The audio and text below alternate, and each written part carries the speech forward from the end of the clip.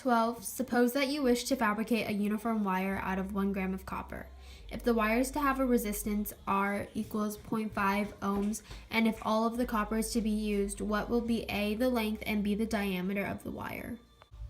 Okay, I started out by writing out the information that they gave us in the problem, and then I went to page 576 and I found the resistivity of copper, which is 1.7 times 10 to the negative 8 ohm meters.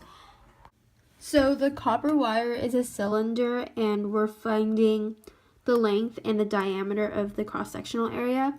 So remember that the volume of a cylinder is equal to the area of the cross-sectional times the length. But there's also density equals to mass over volume, and we're going to manipulate this equation to solve for V. We're not given the density of copper, but I looked that up on the internet, and that comes to be 8,950 kg over m cubed.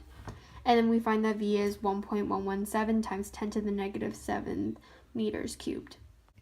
We then take that V value and plug into the first equation I mentioned, which is the volume of the cylinder. And that's what we get.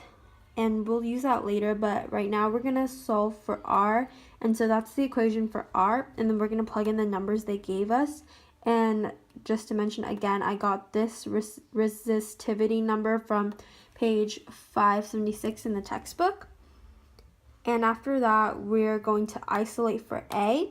We're then going to take A and plug it into this equation.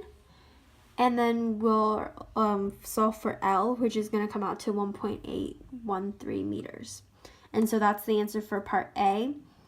And then for part B, we're going to just take this L value, plug it back into the first equation I mentioned, and then we get A. But so that's the area of this cross-sectional. Yeah. But then we know that the area of a circle is pi r squared, so we're going to plug in our numbers, solve that R is 1.4 times 10 to the negative 4th meter, and then we know that D is equal to 2R, so we multiply that by 2, and then we get that the diameter is 2.8 times 10 to the negative 4 meters.